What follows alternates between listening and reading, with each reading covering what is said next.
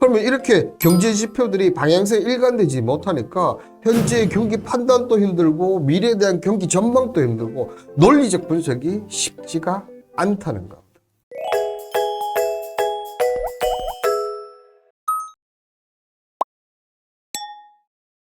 퇴근길에 편안하게 들으시면 투자에 보는 눈이 달라지실 겁니다. 오늘의 2강은 연내 우리 경제 회복 가능성이 저는 개인적으로 생각할 때 점점 불투명해지는 게 아닌가 그렇게 좀 생각이 들고, 이렇게 되면 이제 일정 장기 침체 시나리오, 한때 우리나라가 경제 성장률 10몇 %를 했던 정말 대단한 나라였는데 점점점 줄었는데 이제 이 부분이 이제 고착화 되지 않느냐. 특히나 이 L자형의 대표적인 나라가 어떤 나라입니까? 바로 일본입니다.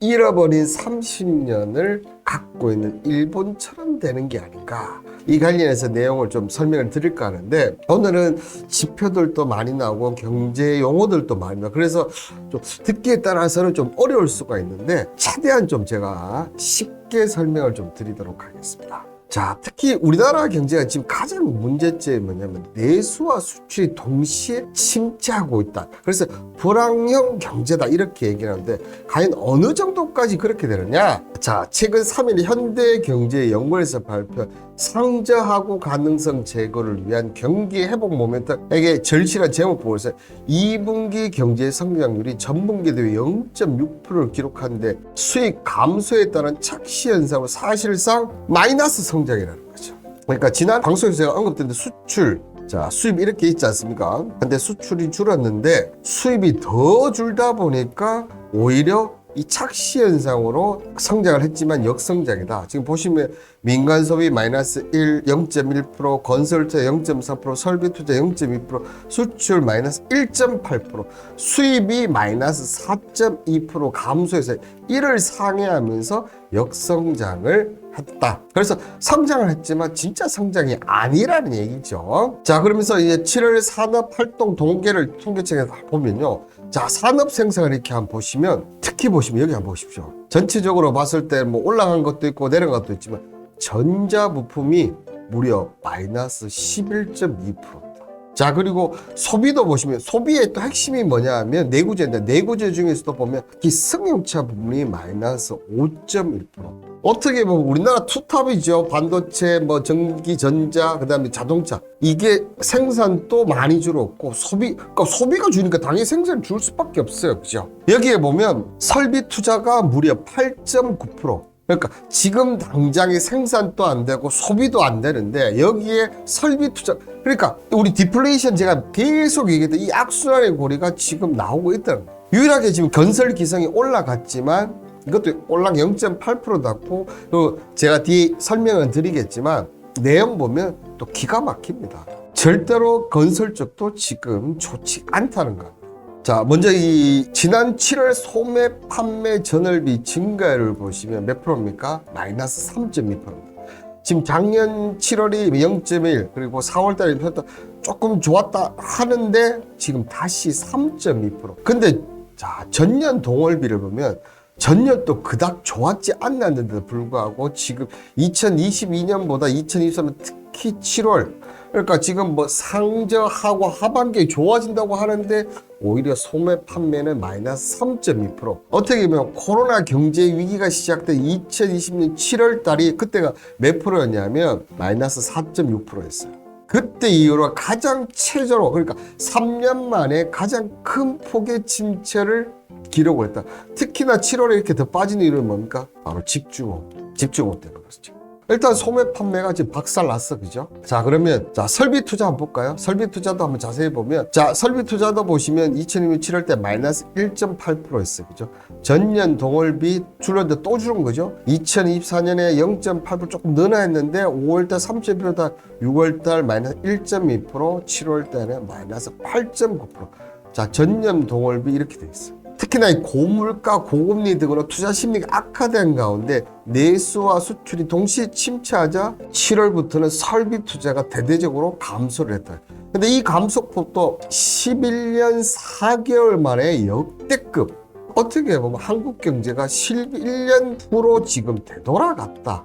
심하게 얘기하면 이 정도로 지금 심각하다는 얘기.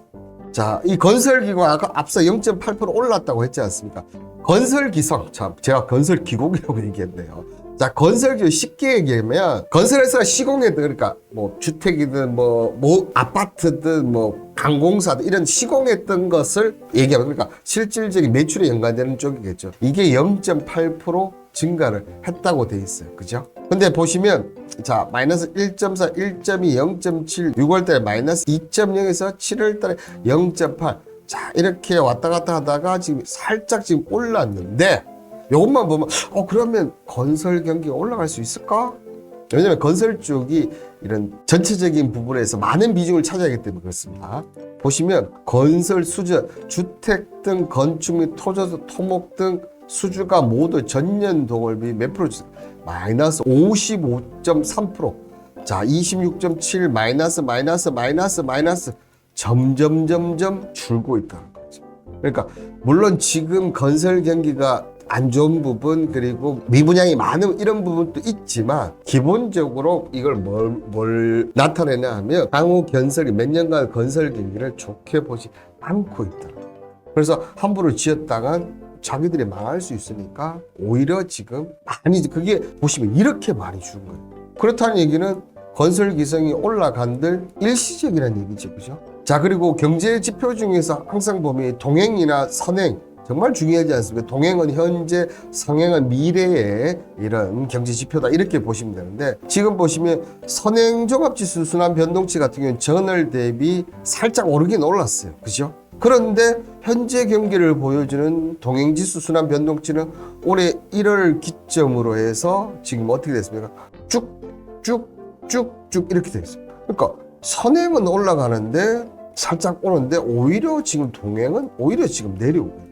얘긴즉슨 뭐냐면 경기 저점이 불투명하다는 것을 의미합니다. 그러니까 선행이 올라오지만 선행이 올라가는 것도 지금 일시적인 가능성이 높고, 저점 확인이, 그러니까 이런 코로나 때처럼 이런 저점이 확인이 되면 좋은데 이 저점 확인이 불투명하다, 이렇게 보시면 될 것 같아요. 여기 이제 그러면 취업이라도 잘 되느냐, 딱 내용만 보면 7월 취업자 수가 21만 명 높다 하는데 증가폭은 29개월 만에 최소라는 거. 앞서 지금 미 실업률 18개월 만에 최대 났는데 우리나라도 취업자 수 없는데 증가폭은 29개월 넘으니까 2년 5개월 만에 가장 최소라는 거죠. 취업자가 늘긴 늘었지만 이 취업자도 뭡니까? 일시적으로 늘었다고 보는 게 맞다는 거죠. 자, 여기에 대중국 수출을 반도체 중심으로 보면 반도체 품목이 급감을 했다. 8월 수출 전년 동기 8.4% 감소했습니다. 또 감소야, 그죠? 감소폭은 점점점 늘어나고 있고, 자, 10월 이후에 11개월 연속 내림세, 특히나 상저 하고를 얘기했는데 지금 7, 8월 달인데도 지금 연속 내리면서 오히려 감소세가 더 줄어든다. 특히 대중국 수출은 19.9% 주면 1년 3개월 연속 마이너스. 특히 주력 품목인 반도체는 20.6%가 늘었다. 자, 2020년 8월 이후 1년 1개월 연속 마이너스 성장을 기록했다. 수출이 크게 증가하기 위해서는, 그러니까 대중국 노선을 바꾸든지, 그러면 뭐 인도라든지 유럽에 이런 쪽에 중국을 대체할 그게 있지 않는 한은 어떻게 됩니까? 수출이 플러스 돌아다니기는 힘들다는 걸 의미하겠죠.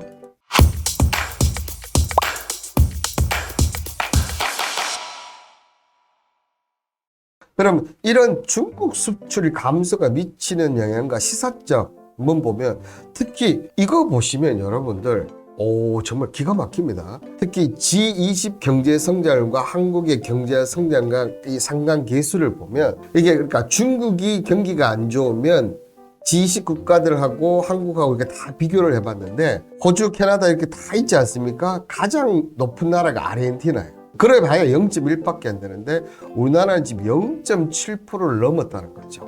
이긴즉슨, 그러니까 다른 그 어떤 나라보다 중국의 영향을 가장 많이 미친다.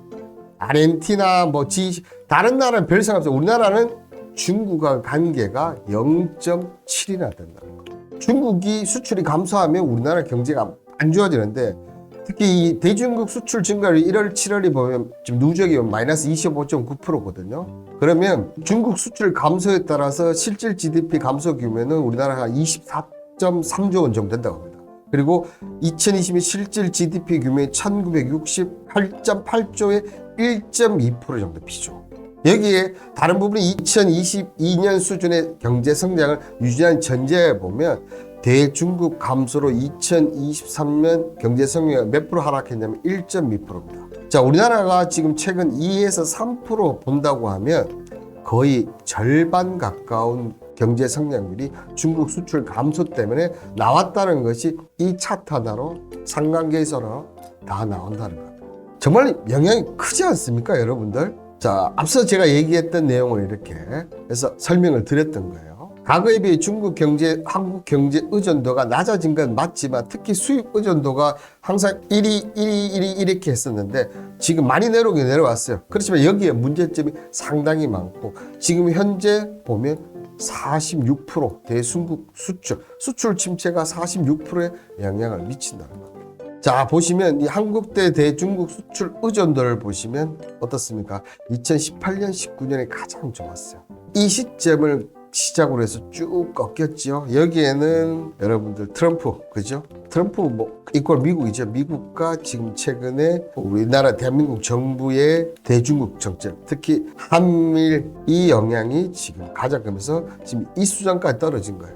근데 안타까운 것은 이 대안이 현재로서는 지금 없다는 게, 대안이 없다는 게.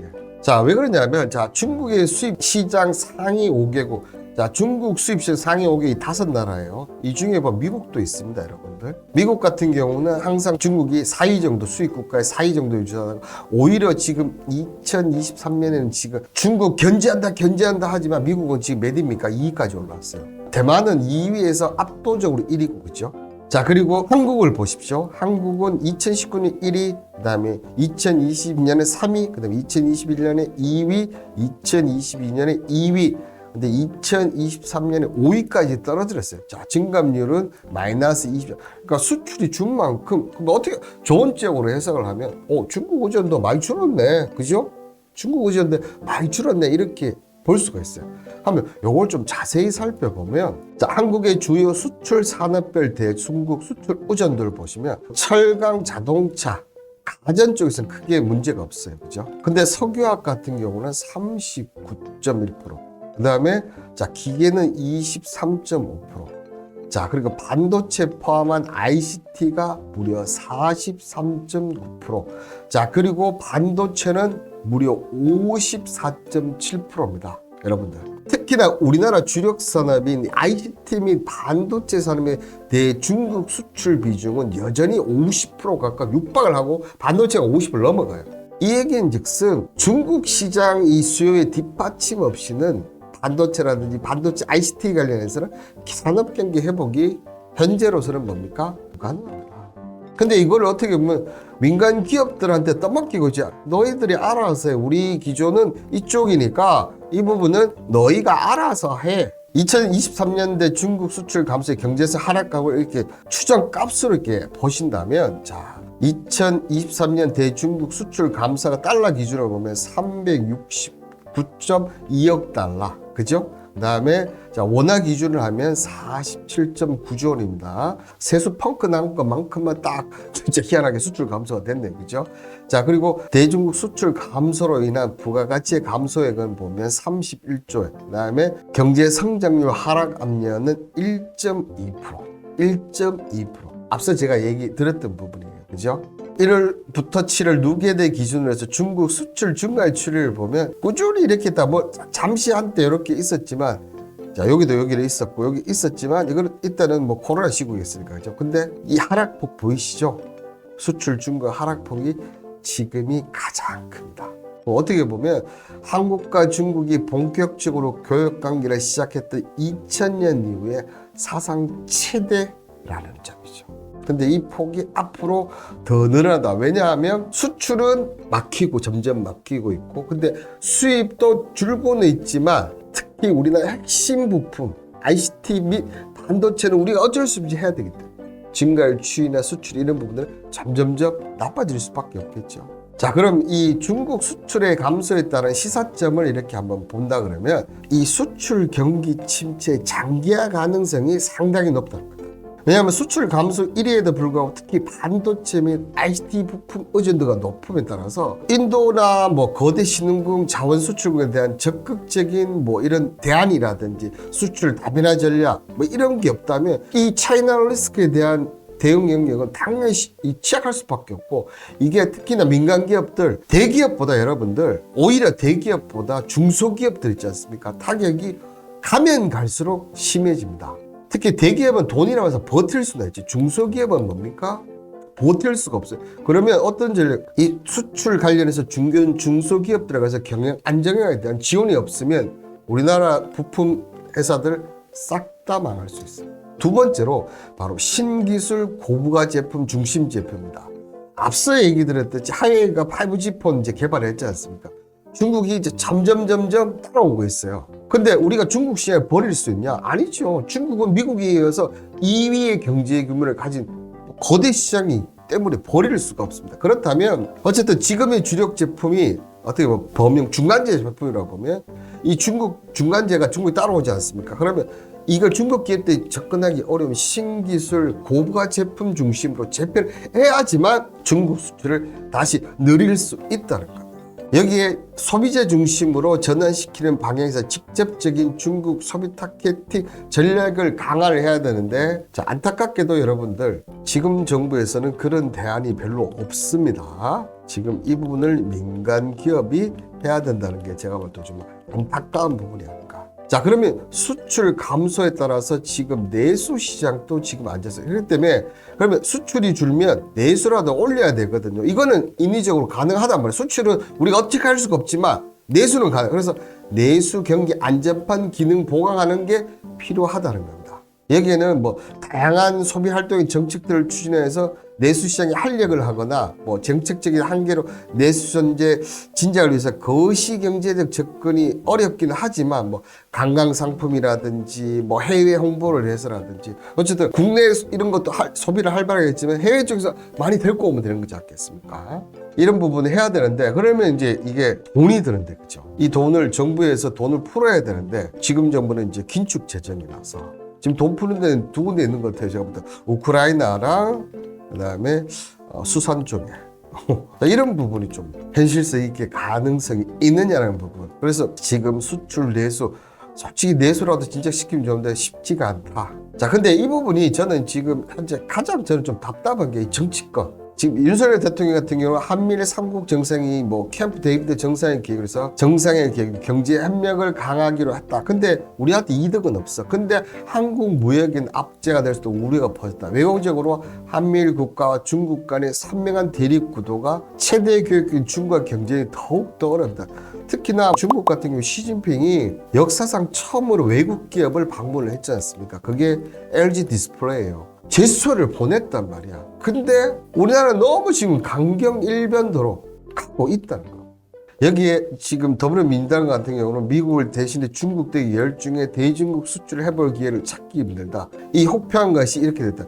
중국이 미국과 손잡아 한국의 불편한 심기를 내미치면서 우리나라를 다시 자국민 단체화 국가에서 배제하도록 한 다음에 유가의 소비를 내수할, 그러니까 저는 개인적으로 더불어민주당이 이런 얘기를 안 했으면 좋겠어요. 지금 이런 얘기를 하면 할수록 오히려 지금 윤석열 대통령이 오늘 이쪽으로 더 나갈 것이다. 지금 오히려 지금 이렇게 하고, 지금 오히려 이런 정치적인 문제 때문에 항상 피해를 보는 것은 개인들이 피해를 보고, 이 개인들 피해가 결국 내수 경제 쪽으로 영향을 미친다는 게 저는 좀 아이러니한 부분이 아닐까. 경제를 잘 이끌고 우리나라를 잘 이끌으라고 정치인들 국회의원들을 뽑았는데 오히려 지금 그게 우리들한테 해가 되는, 뭐 하기사 뭐 우리나라가 예전에도 IMF 때, 그죠? IMF 터졌을 때 결국은 경제를 살린 건 국민들이 했죠. 금모기 운동부터 시작해서 결국은 국민들이 했죠, 그죠? 이렇게 지금 L자형 형태 내수 수출 다 안 좋은데 가면 한국 경제를 제대로 진단을 해야 되는데 이 진단하기가 지금 쉽지가 않다는 거예요. 그게 바로 이 모나리자 효과인데요. 아시다시피 이 모나리자는 레오나르도 다빈치의 정말 뭐 저같이 미술품 잘 모르는 사람도 알고 있는데 벌써 이게 매경 이코노미, 매경이 어떻게 보면 보수적 언론인데도 불구하고 이 모나리자 이코노미 한국이 지금 빠지던 게 아니냐. 자, 특히나 과학자들이 모나리자 미소의 이 83%는 행복, 그리고 9%가 혐오감, 6%가 두려움이 담겨져 있다. 다빈치 의도적으로 모호했지만 이 모나리자 효과가 무슨 얘기냐면 코로나 팬데믹 이후에 경제가 종잡을 수 없는 방향으로 흘러가고 있는데 특히나 지금 우리나라 경제가 그렇게 가고 있다는 겁니다. 앞서 얘기했던 동행지수, 선행지수 보이지 않습니까? 근데 보시면 경기 동행지수 순환 변동치랑 그 다음에 선행지수 변동치를 보면 동행은 올라가는데 선행은 내려. 원래대로 하면 선행이 올라가고 난 다음에 동행이 뒤따라 올라가야 돼. 근데 동행이 지금 올라가는데 성행은 계속 그렇다는 얘기는 이렇게 될 확률이 높다는 거죠. 그렇다 보니까 동행지수는 특히나 호황이나 불황 같은 현재 경기를 상황을 나타내는데 현재 경기는 나쁘지 않다고 하지만 선행지수 3개월에서 6개월 뒤에 보지 않습니까? 일반적으로. 근데 오히려 지금 떨어지고 있다. 이 얘기인즉슨 지금 정부가 어떻게 보면 그저 앞만 보고 달린다는 거예요. 그러니까 거시적이나 1년이나 2년 뭐 이런 게 없고 그저 앞만 보고 달리고 있다. 여기에 또 하나 한몫하는 게 긴축재정이지. 경기가 안 좋다면 돈을 풀어서라도 뭔가 경기를 만들어내야 되는데 긴축재정을 하다 보니까 안 된다는 거죠. 그러면 이렇게 경제 지표들이 방향성이 일관되지 못하니까 현재의 경기 판단도 힘들고 미래에 대한 경기 전망도 힘들고 논리적 분석이 쉽지가 않다는 겁니다. 모나리자 경제 효과라는 걸 처음 알았습니다. 네, 털성님이 지금 나라 꼬락서리를 보면 대진구슬 앞으로도 슬퍼질 것 같습니다. 맞습니다. 지금 봤을 때는 제가 봐도 그런 것 같아요. 자, 그리고 이 수출 침체 속에 이외 수출 경기가 또 모호해요. 모나리자 효과처럼. 앞서 대중국 수출이 계속 떨어지고 있다고 얘기를 드렸지 않습니까? 근데 자, 8월 달에도 떨어졌는데도 불구하고 지금 보시면 대중국 및 대중국 제외 수출 증가율을 보시면 지금 어떻습니까? 2분기부터 좀 올라가고 있어요. 중국 제외 수출도 올라가고 대중국 수출도 조금은 올라가고 있고 1분기부터 살짝 올라가고 있어요. 총 수출도 올라가고 있다는데 중국 수출에 급감을 했어. 또 보면 반도체 및 반도체 제외 수출 증가 같은 거 보면 자, 반도체 제외 수출도 올라가고 있고 반도체도 올라가고 있고 총 수출도 올라가고 있어. 자, 그런데 수출 수입은 계속 감소가 되고 희한하지 않습니까 이게? 수출이 9개월, 12개월째 감소하고 있고 7월 달에도 크게 감소했는데 그럼에도 불구하고 이렇게 된다는 거. 지금 이 지표에서 나타나는 실제 나타나는 지표랑 또 이 수출 지표에 관련해서는 또 다른 게 있다는 거죠. 그러니까 이게 중국 수출 요인의 침체 요인의 명확한 근거를 판단하기 모호하다는 겁니다. 지금 이게 경제 문제도 이데올로기의 문제를 몰고 가는데 맞습니다. 저는 지금 대한민국에서 가장 큰 문제가 정치인입니까? 이런 저 잡혀가는 거 아니겠죠? 자, 그리고 명목 지표와 이 실물 지표의 모호성입니다. 인플레이션, 소비자 물가 지수는 안정되고 있으나 이 소비자 물가 지수는 여전히 자 보시는 대로 지금 우리도 지금 인플레이션 지금 물가 상승이 떨어져서 2.8%대가 떨어졌다고 지금 안전하던데 우리 실질적으로 이 체감하는 소비자 물가 지수는 계속 상승률은 떨어지는데 물가 지수는 계속 올라가는 거예요. 자, 그리고 소매 판매 및 경상 및 판매 증가. 자, 소매 판매가 보면 5년간 어떻게 보면 이 상품 관련해서 판매를 보면 돼요. 불변 지수는 이거를 실질적으로 어떻게 되느냐 이걸 이렇게 보시면 될 것 같아요. 근데 경상 지수는 이렇게 내려오는데 불변 지수는 오히려 증가 추세. 맞지가 않는다. 그러니까 이게인즉슨 이 가계의 관점에서 보면 명목 금액상은 체감상 소비 규모가 커진 듯하거나 안정된 것처럼 보이는데 자, 물가 상승 그러니까 실질 소비량은 이전에 비해서 감소하고 삶의 질이 하락되고 특히나 어떻게 보면 이 소비자 물가 지수의 착시 효과라고 할까요? 상승률은 내려와서 많이 좋아서 우리가 정부에서는 우리가 원하는 목표때까지 이제 다 내려왔습니다 이렇게 얘기하는데 실질 밥상 물가라든지 전체적인 물가 교통이라든지 전기요금 이런 거 보면 전혀 그렇지가 않다는 거예요. 그런 관련 이 지표들이 모호하다는 거죠. 여기 산업별로도 좀 상이한 모습이 보이고 있는데요. 2022년 상반기까지는 보시는 대로 제조업이 그죠? 훨씬 더 높았어요. 근데 2022년 하반기부터 어떻게 됩니까? 서비스업이 제조업 활력을 크게 압도하면서 산업 경기의 격차를 있었죠. 근데 자 보시면 취업자 수는 물론 제조업이 증가할 수도 있었지만 여전히 서비스업 위주로 취업자 수가 이렇게 압도적으로 하고 있다는 거죠. 어쨌든 물론 서비스업도 중요하지만 제조업이 튼튼해야지 우리나라에 어떻게 보면 경제가 안전핀 역할을 하지 않습니까? 이런 부분이 생산 지수치로 보면 제조업이 능가했을 때도 있는데 취업자 수라 보면 비교가 안 된다는 거죠. 이런 부분도 보면 특히나 취업자 관련해서도 보면 솔직히 서비스업 가는 것보다는 대부분 제조업 가고 싶지 않습니까? 대기업들 이런데 그죠? 어떻게 보면 개인별 체감 경기 수준과 방향성의 격차가 난다. 그리고 산업발 경기의 양극화를 보여주는 대목이 아닌가. 설명하기 쉽지 않다는 거예요. 그러니까 문제를 알면 문제를 해결해서 하면 되는데 그 문제점을 알기가 지금 쉽지가 않다. 자, 그리고 경제 심리와 내수 경기를 한번 보시면 자, 소비자 심리 지수 한번 보십시다. 자, 소비자 심리 지수는 지금 이렇게 쭉 올라가고 있어. 그죠? 근데 기업 경기 실사 지수는 따로 놀아. 그러니까 기업들과 소비자 심리가 훨씬 더 따로 놀고 있다는 거죠. 자, 여기에 민간 소비 및 설비 투자 증가. 소비자 심리지수가 올라간다 그러면 민간 소비는 좀 늘어나야 되는데 민간 소비는 어떻습니까? 별로 늘어난 게 없어. 근데 설비 투자는 보면 2023 1분기 때 살짝 반등은 해. 그렇지만 아직 0 미만이야. 그죠? 그러니까 심리적 계산에도 실제 소비나 그리고 특히 기업 경기에는 전혀 영향을 미치지 못하고 있다는 거죠. 기업의 경제 심리가 뭐 개선이든 뭐 어쨌든 이 부분이 어떻게 보면 앞서 얘기할 때 산업별 경기 양극화라고 했지 않습니까? 기업과 개인들의 양극화라고 지금은 볼 수 있을 것 같네요. 근데 대부분은 소비자 심리하고 소비가 늘면 기업들도 경기를 좋게 보는데 지금은 그렇지. 근데 항상 보면 기업들이 맞아요. 그럼 이 부분이 오히려 더 맞을 가능성이 높다는 거죠. 그러면 이렇게 모나리자 효과, 모나리자 모성이 나타나는 저는 크게 한 두 가지 정도로 보이시는데 바로 이 한국 잠재 성장률이 보시는 대로 어떻습니까? 점점 줄어들고 있다는 거죠.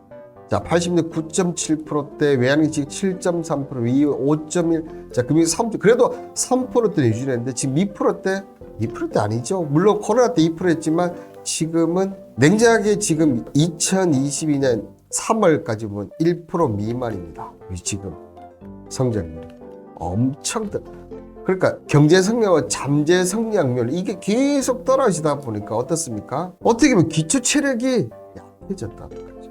여기에는 저는 정치적인 영향 그리고 실물 경제 회복 속도를 강화시킬 수 있는 이런 정책적 수단, 정치의 방향성도 없고 그 다음에 정권 바뀌면 항상 바뀌어버리고 그러다 보니까 도대체 실제 경기랑 체감 경기 그 다음에 이론상 경기 이 모든 것이 다르다 보니까 지표들도 지각각으로 나타난다는 거예요. 자, 여기에 우리나라 수출 수입 1, 2국가가 어딥니까? 중국하고 미국이죠.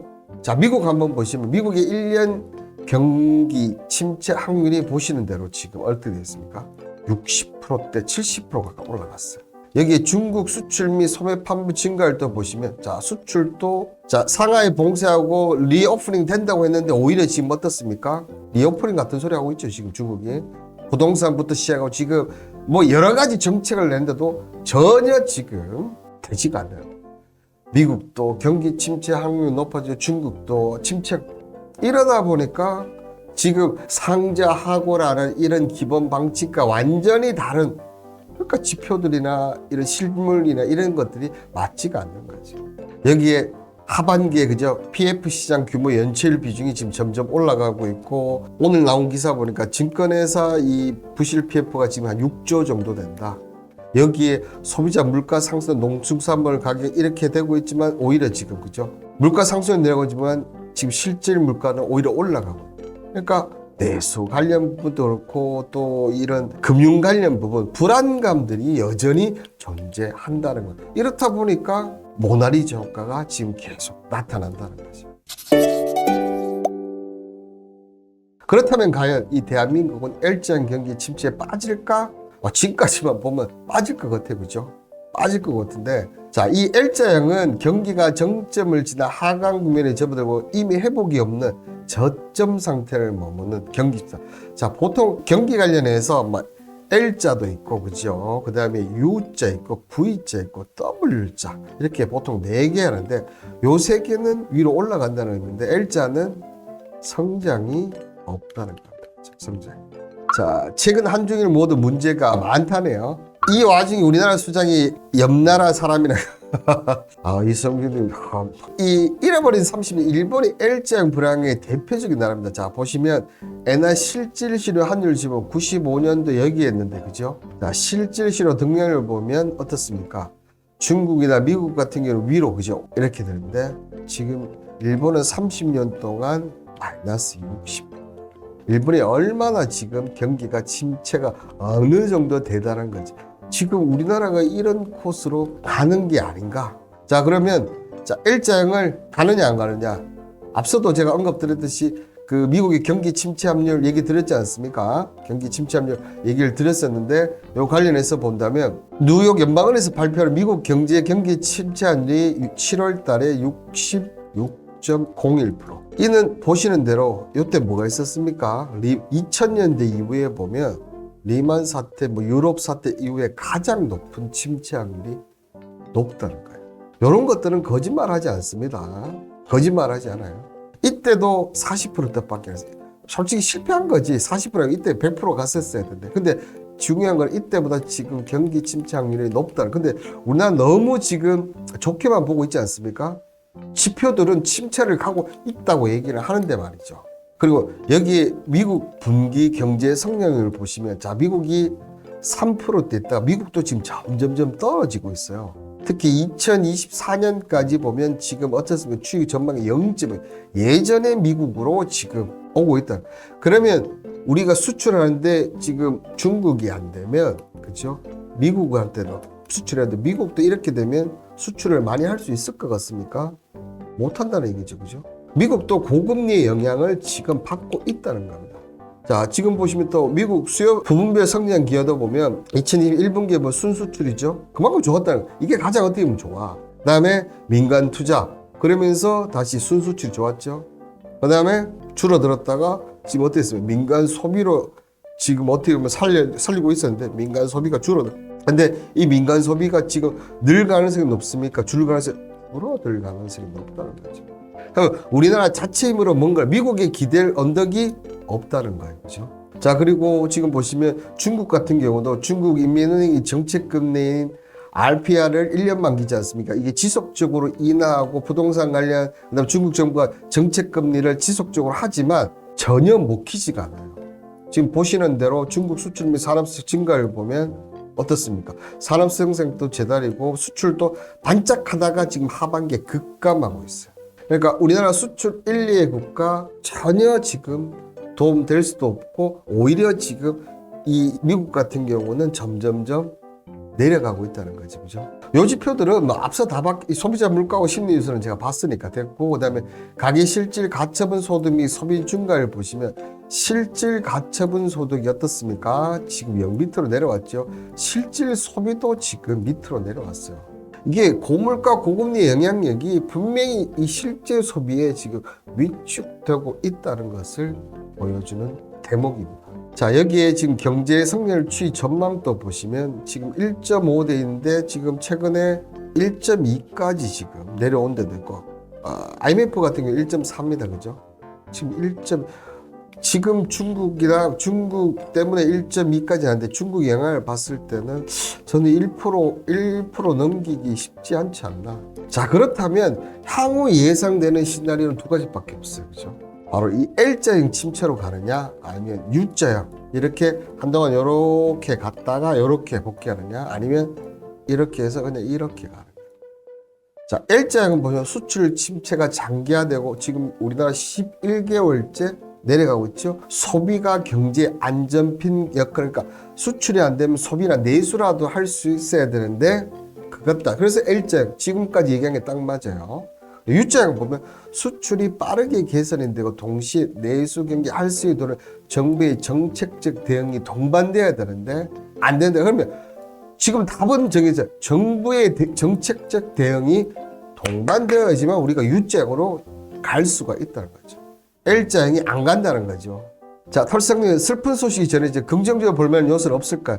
그래서 이 관련해서 이런 전략들이 필요한 게 아닌가, 여러분들. 지금 저는 개인적으로 좀 제일 안타까운 게 뭐냐 하면 이 경기 침체 있지 않습니까? 이 경기 침체를 방어하기 위해서 지금 단기적인 정책만 계속 내고, 그게 아니고 중장기적인 거시경제 정치가 필요하다는 거지. 이게 어떻게 보면 앞서도 계속 중국이 안 되면, 여러분들 중국이 안 되면 다른 데 차면 인도라든지 뭐 유럽이라든지 아니면 남미라든지 아니면 아세안이라든지 이런 대안을 찾아야 되는데 지금 이런 대안이 전혀 없다는 게. 그리고 이 대안을 찾는 것도 그냥 바로 대통령 우리 합시다 이게 아니고, 이런 나라들이 바보입니까? 우리가 윈윈이잖아. 우리가 주면 받고. 이거를 어떻게 보면 지금 6개월 대책, 1년, 그 다음에 3년, 5년 이런 중장기적인 대책이 필요하다는 거죠. 이러려면 여러분들 긴축 재정이 문제가 됩니다. 이성주 대변인 머리가 불가. 근데 긴축 재정 세수 펑크 관련해서는 제가 목요일 방송에 좀 언급을 좀 드릴까 하거든요. 왜냐하면 지금 세수 재추계 관련해서 지금 정부가 다음 주나 그리고 늦으면 이번 달 안에 얘기를 하는데 요 관련해서 좀 얘기를 드릴까 해서요. 그다음에 첫 번째 비슷한 얘기입니다. 그죠? 이 차이나 리스크에 대한 차이나 리스크가 분명히 지금 존재하고 그게 우리나라의 경제에 막대한 영향을 미칩니다. 그죠? 그렇기 때문에 이 민간 대응에 할 수 있는 뭔가가 필요하다는 거죠. 그래서 중국 위해 시장에 적극적인 마케팅 노력 시급이 필요하다는 게. 자, 소비. 그러니까 수출이 안 되면 내수라도, 그러니까 수출 경기 안전판 기능을 합해 수출 성장 견인의 급락을 보완을 해줄 경기 안전판. 이게 가장 좋은 게 관광이 되면 제일 좋은데, 이런 부분이라도 어쨌든 하면 좋은데, 오염수, 방류, 이렇게 수산 다 이어집니다. 이게. 과연 올까? 그죠? 그리고 지금 이 수출 감소하고 내수 감소하면서 어쨌든 일반인도 상당히 힘들지 않습니까? 부동산 또 똑같이 여기 다 포함돼. 근데 취약계층들, 그죠? 이 취약계층들 같은 구매를 약하기 때문에 이 사회 안정만 정비 이번 예산안을 보면 그나마 여기에는 이제 많은 돈을 주서 그나마 조금 다행인데 일회성이 되면 안 된다.